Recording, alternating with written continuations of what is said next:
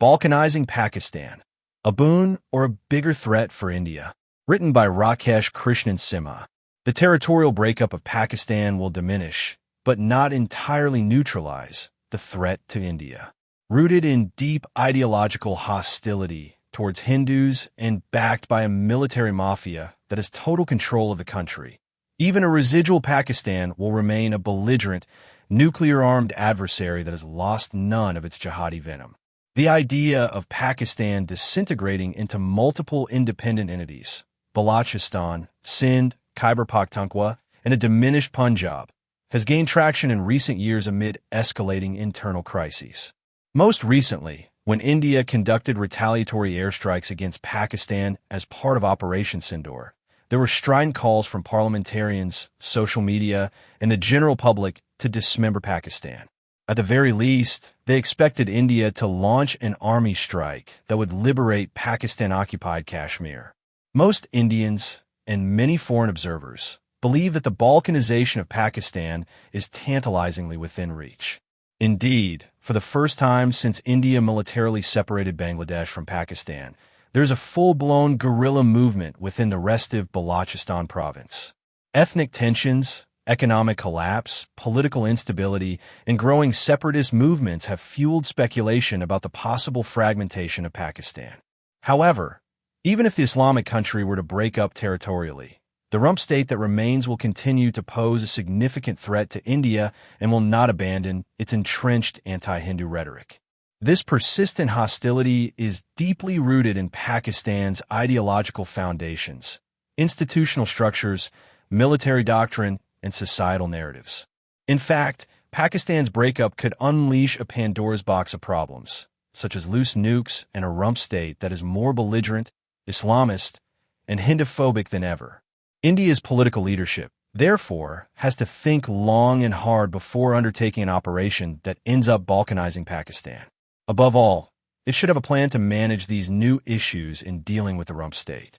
The View from Virginia. Post-Indian invasion Pakistan.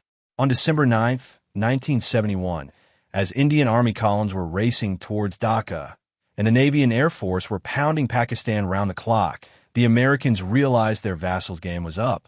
Factoring in India's war plans, the CIA prepared a secret document titled Implications of an Indian Victory over Pakistan.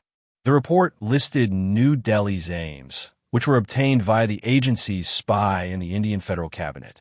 The liberation of Bangladesh, the incorporation into India of Pakistan-occupied Kashmir, the destruction of Pakistan's armored and air force strength so that Pakistan can never again threaten India. The report and its conjectures may be nearly 5 decades old, but they hold valuable lessons for the Indian political leadership.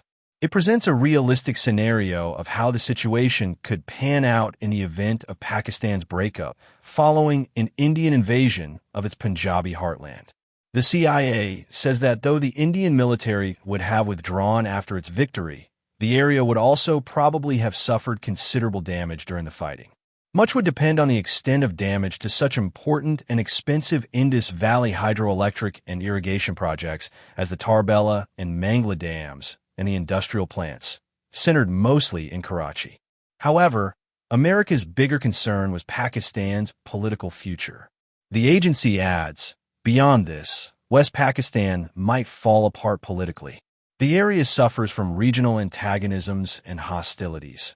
A major defeat could permit the emergence of centrifugal forces which could shatter West Pakistan into as many as 3 to 4 separate countries, successors to the 4 states which now make up most of the nation. Punjab, Sindh, Balochistan, and Khyber Pakhtunkhwa. The Sindhis, often hostile to the Punjabis, could declare their independence.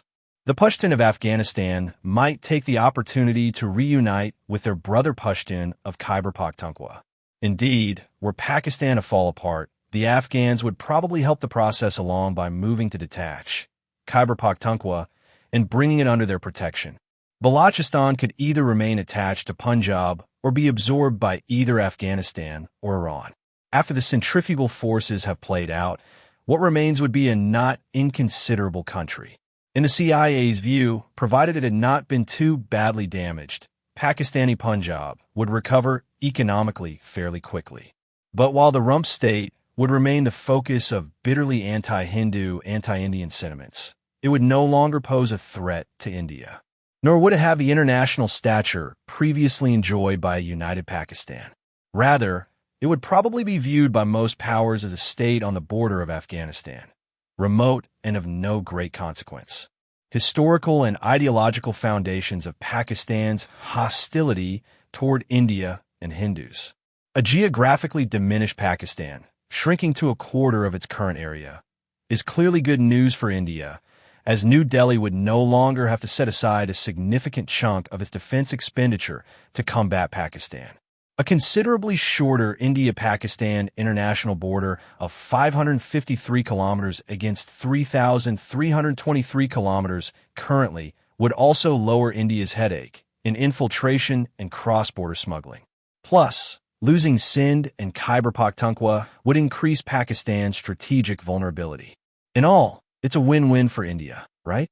Right, but with some caveats.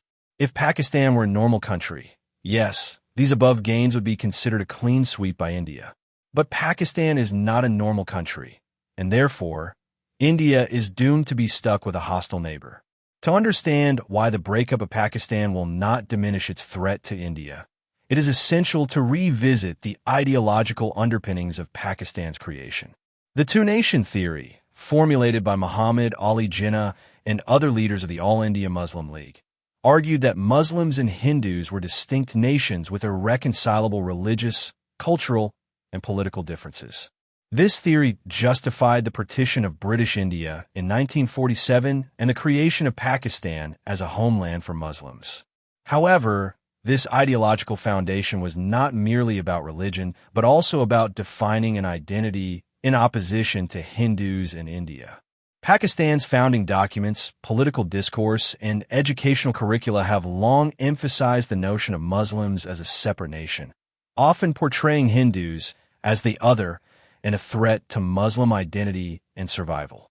Most recently, in April 2025, Pakistan Army Chief Asim Munir went on a deranged rant, regurgitating the same ideological tropes about the Muslims of the Indian subcontinent having nothing in common with the Hindus. Addressing overseas Pakistanis in Islamabad, he said, "You have to tell Pakistan's story to your children so that they don't forget that our forefathers thought we were different from Hindus in every possible aspect of life. Our religions are different, our customs are different, our traditions are different, our thoughts are different, our ambitions are different." That was the foundation of the two-nation theory that was laid there. We are two nations, we are not one nation. Like the vast majority of Pakistanis, the general is a product of the ideological divide that has been perpetuated and institutionalized over decades. Education and textbooks. Pakistani textbooks have been criticized by international observers for promoting anti-Hindu and anti-Indian narratives. Students are often taught a version of history that demonizes Hindus and India, portraying them as aggressors and oppressors. Political rhetoric. Successive Pakistani governments, military leaders, and religious parties have reinforced anti-Hindu and anti-India sentiments to mobilize public opinion and consolidate power. Religious and social narratives. Sectarian and religious groups have contributed to a culture of intolerance, often targeting Hindu minorities within Pakistan with discrimination, forced conversions, and violence. Military's role in sustaining hostility.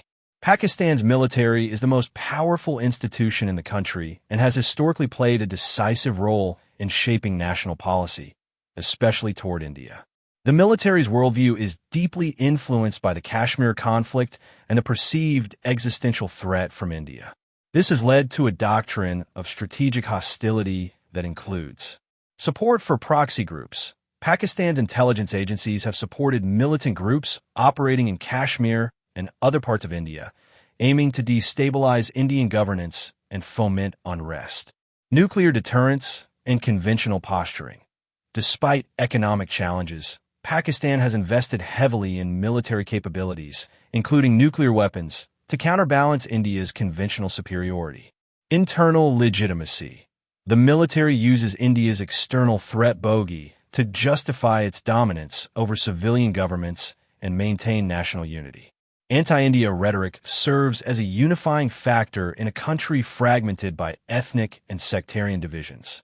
Even if Pakistan breaks up, the rump state's military leadership will retain this strategic posture. The military's institutional interests are tied to maintaining hostility toward India to preserve its power and legitimacy. Ethnic and regional fragmentation. The breakup of Pakistan into 4 or more independent states, Balochistan, Sindh, Khyber Pakhtunkhwa, and a reduced Punjab, would undoubtedly alter the geopolitical landscape. However, several factors suggest that the rump state will continue its antagonistic stance. Punjab's dominance in the rump state. Punjab, the most populous and militarily significant province, will form the core of the rump state.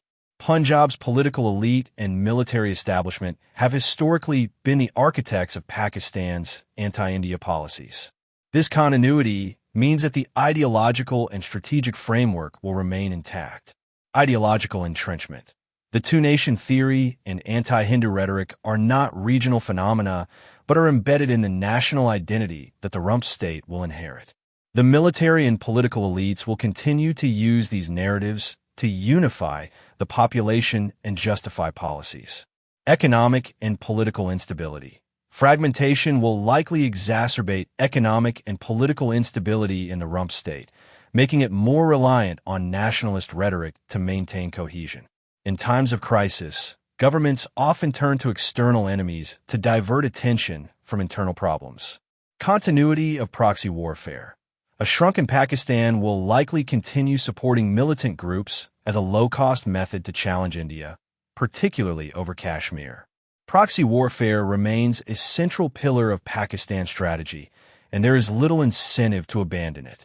Nuclear rogue. The residual state will inherit Pakistan's nuclear arsenal, which is estimated at around 180 warheads, assuming some of them were not put out of commission by India's airstrikes on Pakistan's underground nuclear storage site in the Karana Hills. Persistence of anti-Hindu rhetoric. Anti-Hindu rhetoric in Pakistan is not merely a byproduct of political conflict, but a systemic issue deeply ingrained in society. Hate speech and media. Pakistani media, including social media platforms, often propagate anti-Hindu narratives, conspiracy theories, and misinformation that fuel communal hatred. Violence against minorities. Hindu minorities in Pakistan face discrimination, forced conversions, abductions, and attacks on their places of worship. These acts are often ignored or tacitly condoned by authorities. Religious nationalism. Islamist parties and clerics frequently use anti-Hindu rhetoric to mobilize followers and influence policy. Even if Pakistan breaks up, the rump state's political and religious leadership will likely continue to exploit anti-Hindu sentiment for political gain and social control. Geopolitical implications. Pakistan's hostility toward India is also shaped by its geopolitical alliances and rivalries. China-Pakistan nexus. China's strategic partnership with Pakistan, including the China-Pakistan Economic Corridor, CPEC, reinforces Pakistan's regional ambitions and provides economic and military support. China has a strong interest in propping up Pakistan as a counterweight to India, which is unlikely to change anytime soon. Global terrorism concerns. Pakistan's support for militant groups has drawn international criticism, but global powers have often prioritized strategic interests over pressing Pakistan to change course. That is why Pakistan received a $1 billion loan from the IMF just days after it sponsored the terror attack in Kashmir that killed 25 Hindus. Kashmir problem. The long-standing conflict over Kashmir and cross-border terrorism ensures that hostility remains a central feature of the relationship between the two countries. The Pakistan army cannot take Kashmir from India militarily, but it keeps the issue on the boil to stir up emotions among the Pakistani public. According to political analyst Muhammad Badar Alam, the sense of a perpetual threat posed by India is one of the fundamental factors that gives the military a prominent position in society, politics, and governance. The rump state will, therefore, continue to leverage these alliances and conflicts to sustain its anti-India posture. India's options. This subcontinental version of the Mexican standoff doesn't mean that India should not aim for Pakistan's balkanization. The 1971 war, which resulted in Pakistan losing its eastern wing, did not stop Pakistan's hostility toward India, but it forever changed the power dynamics in the Indian subcontinent. No longer would a much smaller and militarily weaker country, Pakistan, continue to wage overt war against its larger, more powerful neighbor, India, as it had done on 3 occasions in 1948, 1965, and 1971. The creation of Bangladesh showcased India's military strength and established it as the region's dominant power, resulting in a period of relative peace on the Western Front. After Operation Sindoor, which saw the widespread destruction of terrorist training camps in Pakistan's Punjab province and massive damage to 11 Pakistani air bases, India declared that the operation hadn't ended, but was on pause. It indicated that the new normal would be India targeting Pakistani military bases in case of a terror attack on India. Henceforth, Islamic terrorists and their Pakistan army handlers will be seen as one and the same. India's new policy of zero tolerance to terror has placed the Pakistan army in a straitjacket and caused policy paralysis in Islamabad. If Pakistan goes back to its old ways, it gets clobbered again. If it does nothing, it loses its reason for existence. If it cannot wage war with India or bleed India, the citizens of Pakistanis will question the relevance of an army of 600,000 soldiers. Pakistanis may finally be able to get rid of the tyranny of the generals, say no to jihad with India, and stop becoming synonymous with terror. Unfortunately, we will more likely see snowfall in the Sahara than the Pakistan army returning to the barracks. This means that India's security challenges will remain complex and multifaceted, requiring continued vigilance, strategic preparedness, and diplomatic efforts. Understanding the deep-rooted nature of Pakistan's antagonism is essential to formulating effective policies that safeguard India's interests while exploring avenues for peace and stability in the region.